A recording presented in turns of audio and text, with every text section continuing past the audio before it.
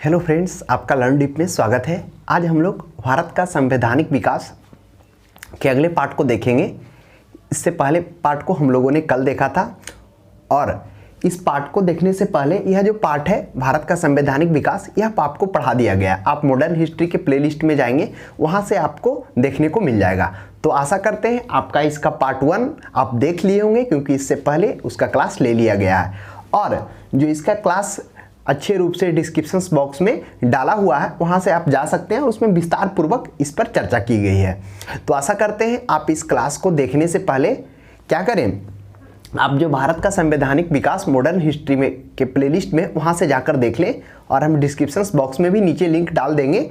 बस हम यहाँ पर एक आप क्या करेंगे, भारत के संवैधानिक विकास यानी उससे एक रिलेट करेंगे। यहाँ पे हम लोग सिर्फ रिलेट करने का और कुछ इंपॉर्टेंट पॉइंट है उस पर डिस्कस करेंगे, और इसकी चर्चा ऑलरेडी पहले की क्लास में हो गई है। तो सिर्फ एक रिलेट करने की दृष्टि से यहाँ पे हम लोग पढ़ेंगे और जो इंपॉर्टेंट बिंदु है कुछ उस पर डिस्कस कर लें। तो कल हम लोगों ने देखा था भारत का संवैधानिक विकास में कि किस तरह से जो भारत का संवैधानिक विकास होता है, उसके तहत जो ब्रिटिश ईस्ट इंडिया कंपनी जो एक क्या आती है, व्यापारक कंपनी के रूप में भारत में आती है व्यापार करने, और धीरे धीरे वह व्यापारिक कंपनी से किस तरह से प्रशासक कंपनी बन जाती है, आज उसी को हम लोग देखेंगे। जिसमें हम लोगों ने देखा था कुछ अधिनियम देखे थे। यह अधिनियम क्या था, यह ब्रिटिश शासन के द्वारा कंपनी पर कंट्रोल रखने के लिए, भारतीय अर्थव्यवस्था को अपने अंडर में रखने के लिए जो कंपनी पर क्या किया गया, एक अधिनियम बनाया गया, यानी एक्ट जो बनाया गया वह एक्ट के नाम से जाना गया, जिसके माध्यम से, उस एक्ट के माध्यम से क्या करे, वह ब्रिटिश का संसदीय मंत्रिमंडल ब्रिटिश उस एक्ट के माध्यम से उस कंपनी पर कंट्रोल रख सके। तो क्या हुआ, जिसमें हम लोगों ने देखा 1793, उसमें हम लोगों ने देखा था, क्या देखा था, किस प्रकार से एक गवर्नर जनरल के कार्यकारी परिषद में 4 व्यक्तियों का ग्रुप को गठन किया जाता है, लिया जाता है, यानी जो निर्णय है वह ग्रुप के माध्यम से, यानी बहुमत के हिसाब से, जिसका हम कह सकते हैं इनडायरेक्ट लिंक आज की जो सरकार है, जो संसदीय प्रणाली है आज, उसमें भी क्या होता है, कोई भी डिसीजन, कोई भी सरकार किसकी होती है, जिसकी बहुमत होती है। कोई भी प्रस्ताव कब पारित होता है, जिसकी बहुमत होती है। यानी ग्रुप का जो इस तरह से लेने का जो प्रावधान था वह आज से नहीं, उसी टाइम से चलता आ रहा था। कहीं ना कहीं उसका जो शुरुआती जड़ है वह वहाँ से जुड़ा हुआ। तो उसे हम लोगों ने देखा कि किस प्रकार से 1793 का चार्टर एक्ट में गवर्नर को बंगाल का गवर्नर जनरल कहा तथा उसकी कार्यकारी परिषद में 4 का नियुक्त किया गया। उसके बाद हम लोग देखते हैं 1784 का पिट्स इंडिया एक्ट, उसमें किस प्रकार से हम लोगों ने देखा कि गवर्नर जनरल के कार्यकारी परिषद में क्या किया गया, 4 की जगह 3 कर दिया गया, यानी गवर्नर जनरल के अधिकार को बढ़ाया गया। 1773 का रेगुलेटिंग एक्ट में हम लोगों ने देखा था कि 2 परिवर्तन भारत में हुआ था और 2 परिवर्तन ब्रिटेन में हुआ था। ब्रिटेन में क्या हुआ था, ब्रिटेन में जो कोर्ट ऑफ प्रोप्राइटर्स थे, जो निवेशक समूह थे, कोर्ट ऑफ प्रोप्राइटर्स कहलाए, और एक कोर्ट ऑफ डायरेक्टर, इसके माध्यम से कोर्ट ऑफ डायरेक्टर में कितने सदस्य थे, 24 सदस्य थे। इसके माध्यम से क्या हो गया, कंपनी पर नियंत्रण रखना स्टार्ट हो गया। भारत में 2 बदलाव क्या हुआ, बंगाल के गवर्नर को बंगाल का गवर्नर जनरल कहा जाने लगा, जो वारेन हेस्टिंग्स प्रथम गवर्नर जनरल होता है।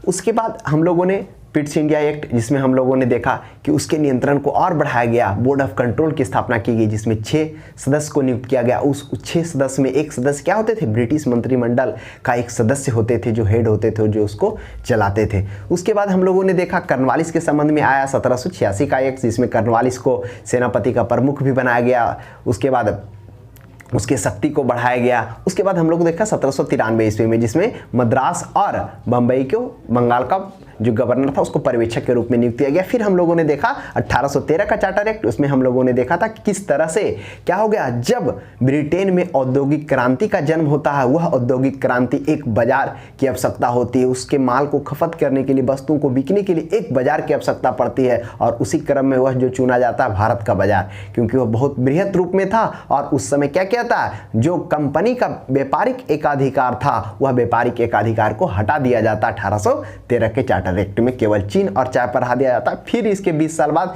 जब कंपनी को अनुमति मिल जाती है 20 साल और शासन करने को, तब वह जो चीन चाय रहता है उस पर वैसे व्यापारिक अधिकार, यानी पूर्ण रूप से व्यापारिक अधिकार हटा दिया जाता है। और जो क्या थे, गवर्नर जनरल के कार्यकारी परिषद में जो पहले 4 थे, फिर 3 किए गए, अभी भी 3 थे। उसके बाद एक विधि सदस्य को नियुक्त किया जाता है। जब 1833 के चार्टर एक्ट में विधि सदस्य को नियुक्त किया जाता है तो उसको वोटिंग देने का अधिकार नहीं होता, सिर्फ गवर्नर जनरल को सलाह दे सकता है कानूनी तौर पर। लेकिन जैसे ही 1853 का चार्टर एक्ट आता है, उस जो विधि सदस्य था उसको पूर्ण दर्जा दे दिया जाता है, यानी अब वो वोट भी दे सकता है। तो इस तरह से उसके कार्यकारी परिषद में फिर से 4 हो गए। और उसके बाद क्या होता है, अब हम लोग आगे देखते हैं 1858 का क्या होता है। उसके बाद 1853 के बाद एक क्रांति होती है, यानी जो इस तरह से ब्रिटिश का जो शोषक नीतियां होती है, तरह तरह के फूट डालो राज करो, इस तरह के नीतियों का एक जन्म देता है सैनिक क्रांति, यानी सैनिक विद्रोह, जो 1857 की क्रांति का विद्रोह होता है। इसका जो कारण देखा जाए, बहुत सारा कारण रहता है 1857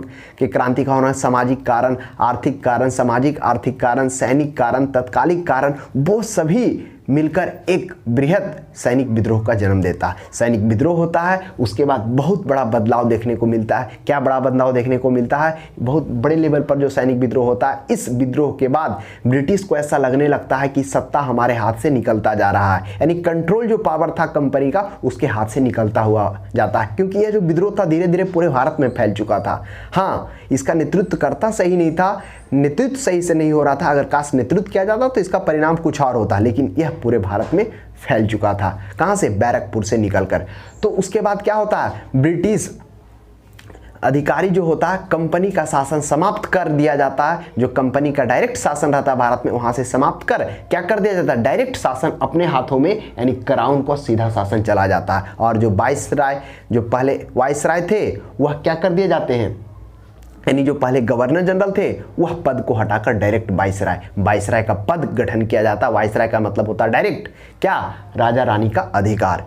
तो इस तरह से आज हम लोग देखेंगे उस सैनिक क्रांति के बाद, सैनिक विद्रोह के बाद क्या परिवर्तन आए, जो उसके बाद जो एक्ट आए वह एक्ट नहीं अधिनियम के रूप में जाने लगा। तो उसी के बारे में हम लोग देखेंगे, थोड़ा हाईलाइटेड हो जाएंगे हम लोग। ऐसे इसका हम लोग चर्चा किए हैं कि इसका प्लेलिस्ट में, मॉडर्न हिस्ट्री का प्लेलिस्ट में जाएंगे, वहाँ पर भारत का संवैधानिक विकास का पार्ट 2 है, वहाँ समझ लेंगे। सिर्फ एक रिलेट यहाँ से हम लोग करेंगे। तो 1858 का जो भारत सरकार अधिनियम होता है, इसमें कंपनी का शासन को समाप्त कर दिया जाता है, यानी डायरेक्ट क्राउन के हाथों में चला जाता है। क्राउन यानी जो उस ब्रिटेन के राजा रानी होती है उसके हाथों में डायरेक्ट शासन चला जाता है। उसके बाद क्या किया जाता है, जो कंपनी के माध्यम से उस पर, भारत के अर्थव्यवस्था पर, भारत के बाजार पर कंट्रोल करने के लिए जो कंपनी का कुछ पद गठन किया गया था, क्या, बोर्ड ऑफ कंट्रोल और board of director, board of proprietors, उसको समाप्त कर दिया गया। क्यों, क्योंकि जब कंपनी का शासन समाप्त कर दिया गया, डायरेक्ट राजा रानी के अंडर में ले लिया गया, क्राउन के हाथों में चला गया, तो जो उसको पद का गठन किया गया था, कौन कौन, बोर्ड ऑफ कंट्रोल और बोर्ड ऑफ प्रोप्राइटर्स, इसको समाप्त कर भारत सचिव का पद नियुक्त किया गया। अब यह भारत सचिव क्या होता था, यह भारत सचिव का पद गठन किया गया, जिसके परिषद में 15 कार्यकारी सदस्य को नियुक्त किया गया। यह भारत सचिव कौन होते थे, यह भारत सचिव का पद जो है, इस 15 सदस्य में से एक सदस्य ब्रिटिश मंत्रिमंडल का सदस्य होता था, जो भारत के लिए काम करता था। इसका कहना था कि यह जो भारत सचिव का पद है, यह भारत के लिए काम करेगा, भारत के बारे में सोचेगा। तो इस तरह से क्या हो गया, भारत सचिव का सहायता के लिए 15 सदस्यीय भारतीय परिषद का गठन हुआ, जिसमें कितने सदस्य नियुक्त किए गए, 15 सदस्य। सचिव ऑफिस व्यय भारत से, यानी इस सचिव के, जो इस भारत सचिव का पद नियुक्त किया गया, इसके ऑफिस का व्यय कहाँ से लिया जाने लगा, यह भारत से लिया जाने लगा। यह इसलिए भारत से लाने, उनका कहना था कि यह भारत के बारे में सोच रहा है, यह भारत के बारे में क्या कर रहा है, नियम कानून को बना रहा है, उसको संचालन कर रहा है, इसलिए इसका व्यय भारत से लिया जाएगा। और यही क्या कहलाया है, होम चार्जेस के रूप में जाने लगा। तो ध्यान रखेंगे, प्रश्न यहाँ से पूछता है, तो भारत सचिव का व्यय भारत से होम चार्जेज के रूप में लिया जाने लगा। उसके बाद वाइसराय, जो प्रथम वाइसराय हुए वह कैनिंग हुए। क्या किया गया, अब गवर्नर जनरल के पद, जो बंगाल के गवर्नर जनरल के पद हुए, उसके बाद भारत के गवर्नर जनरल बने, तो उसके पद को हटाकर क्या कर दिया गया, अब कैनिंग, यानी जो कैनिंग थे सैनिक 1857 के विद्रोह के समय, कैनिंग यह क्या होते हैं, भारत का अंतिम गवर्नर जनरल और प्रथम वाइसराय भी बनते हैं। तो ध्यान में रखेंगे, वाइसराय कैनिंग होते हैं। तो कुछ महत्वपूर्ण बिंदुओं को हम लोगों ने देखा। उसके बाद 1861 का अधिनियम आता है। इसमें क्या होता है, पुनः एक विधि सदस्य की नियुक्ति की जाती है। यह विधि सदस्य क्या होते, 5वें विधि सदस्य होते। जिस प्रकार से हम लोगों ने देखा, पहले कितना था, पहले 4, उसके बाद 3, फिर उसके बाद 4, अब उसके बाद पुनः एक विधि सदस्य को नियुक्त किया जाता है, यानी अब 5। तो इस तरह से 5 क्या हो जाती है, अब मंडली तैयार होती है, फिर से एक पुनः विधि सदस्य, उसके बाद विधानसभा की स्थापना, यह भी आई है। ध्यान रखेंगे, प्रश्न कभी कभी पूछ दिया जाता है कि किस अधिनियम के तहत विधानसभा की स्थापना की गई, तो 1861 का अधिनियम के तहत विधानसभा की स्थापना की गई। उसके बाद इसमें क्या हुआ, वायसराय को अपने कार्यकारी परिषद में 6 से 12 सदस्य को नियुक्त करने का अधिकार दिया गया, यानी मिनिमम 6, अधिक से अधिक 12 कर सकते हैं। उसके बाद इसी में उसको क्या किया गया, वायसराय को अध्यादेश लाने के लिए प्रावधान दिया गया। यह वही अध्यादेश है जिसका कनेक्शन कहां से, जो आज के संविधान में एक अध्यादेश पद बनाया गया जो 6 सप्ताह के लिए होता है, ठीक उसी प्रकार की व्यवस्था उस टाइम की गई थी। तो इसका जो भारत का संवैधानिक विकास है, कहीं ना कहीं बहुत सारे आप चैप्टर्स पढ़े, उसमें देखने को मिला कि जैसे भारत का उच्चतम न्यायालय है वह किस अधिनियम के तहत लिया गया, बैंक की जो बैंक है आरबीआई वह किस, बहुत सारे क्वेश्चन है। तो इस अधिनियम से, यानी कहने का मतलब यहाँ से कुछ कुछ उठाया गया, तो उसी का है, उसी को रिलेट करते हुए हम लोग पढ़ेंगे किस तरह से कुछ भारत का संवैधानिक विकास में इन लोगों की भूमिका क्या रही, नहीं रही। तो अध्यादेश वायसराय को लाने का अधिकार दे दिया, कब, 1861 के अधिनियम। उसके बाद देखेंगे 1892 का अधिनियम, इसमें क्या किया गया, इसमें थोड़ा और बढ़ाया गया, इसमें कम से कम और अधिक से अधिक 16 सदस्यों को नियुक्त करने का अधिकार दिया गया, जिसमें हम लोगों ने देखा था 1861 में वायसराय को कम से कम 6, अधिक से अधिक 12, और 1892 में कम से कम 10 और अधिक से अधिक 16 को नियुक्त करने का अधिकार दिया गया। उसके बाद इसमें निर्वाचन पद्धति को पहली बार प्रारंभ किया गया, कब, 1892 के अधिनियम में। इसमें केंद्रीय विधान परिषद में वार्षिक बजट पर बहस करने, पहले क्या था, भारतीयों को वार्षिक बजट पर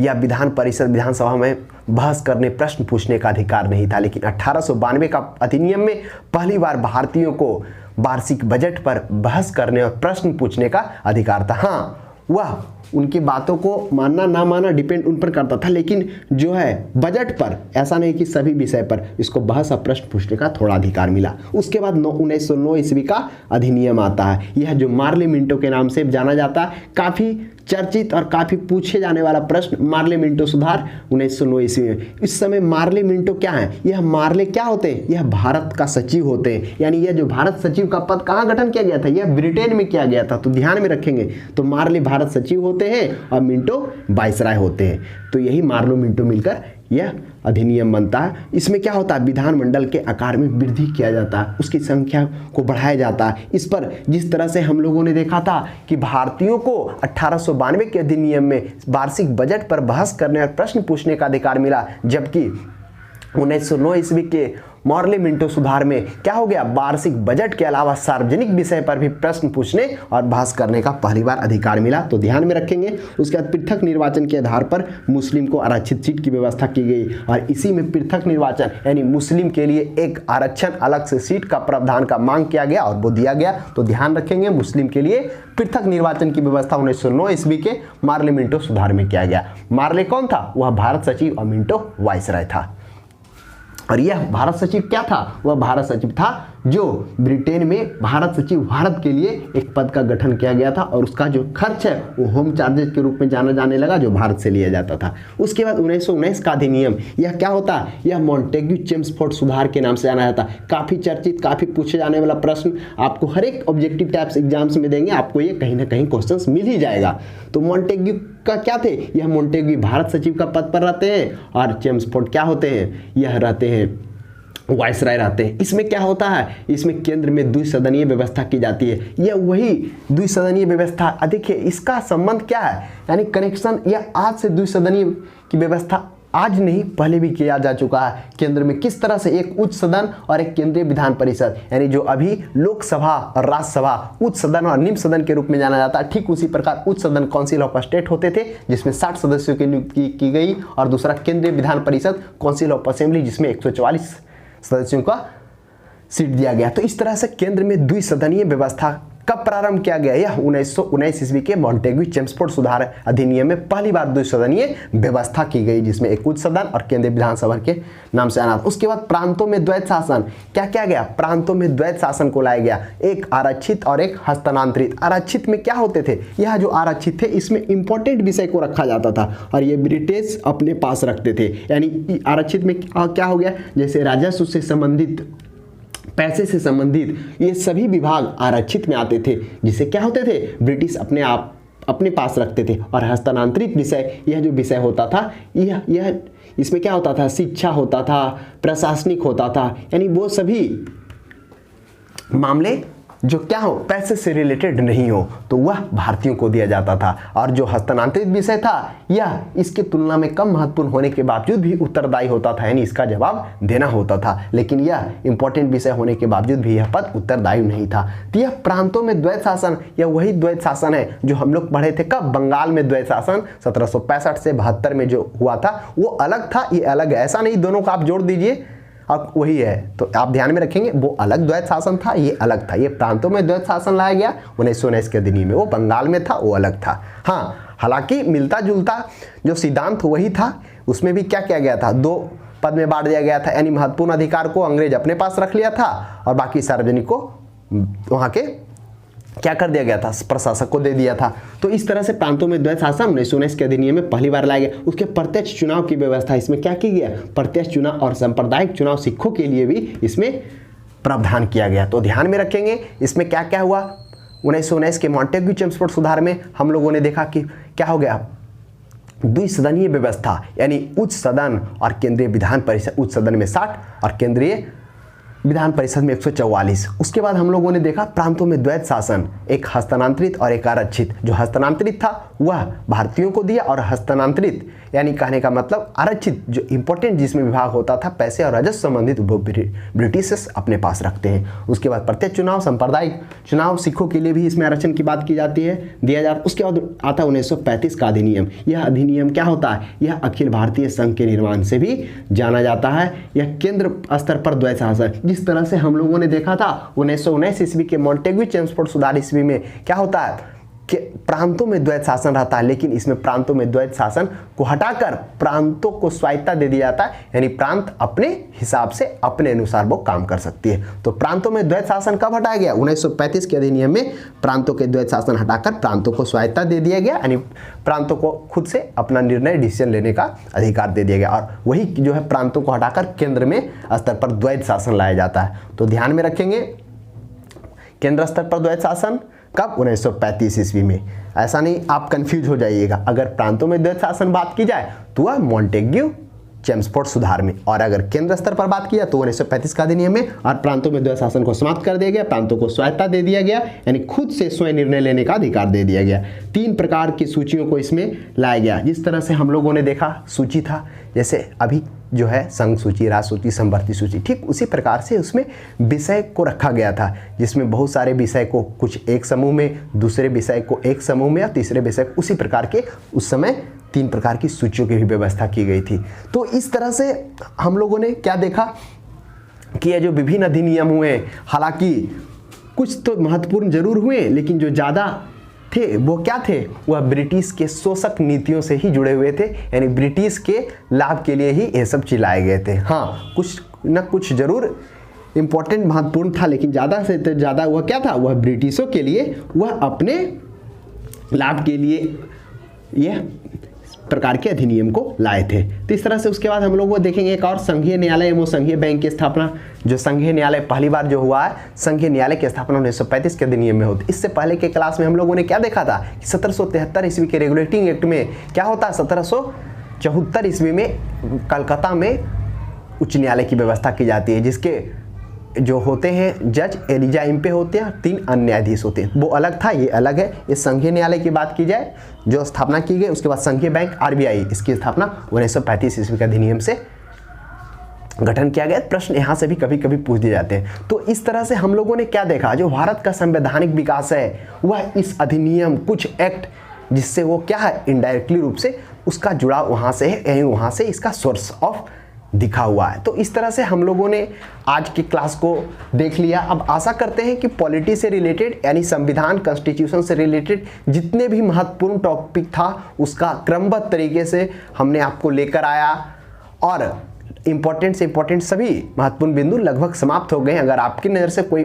टॉपिक है जिसे आपको लगता है कि डिस्कस हमें करना चाहिए, तो कमेंट बॉक्स में अपना कमेंट जरूर दें, ताकि हम उस पर विचार कर नए टॉपिक लेकर आएँ। तो पॉलिटी लगभग समाप्त हो गया है, इंपॉर्टेंट चैप्टर सभी समाप्त हो गया है, और इसके बाद जो ऑब्जेक्टिव सेशंस आएगा उसे आप जरूर बना लेंगे, क्योंकि धीरे धीरे हम क्या कर रहे हैं, पर टॉपिक वाइज ऑब्जेक्टिव भी डालते जा रहे हैं। और आपके पास भी जो बुक होगा उससे भी बना लेंगे। तो आशा करते हैं आपको ये चैप्टर समझ में आया होगा, अच्छा लगा होगा, और हमारे क्लास को उन लोगों तक जरूर पहुंचाएं जिनका आने वाला आगामी एग्जाम है। हमारे क्लास को देखने के लिए धन्यवाद।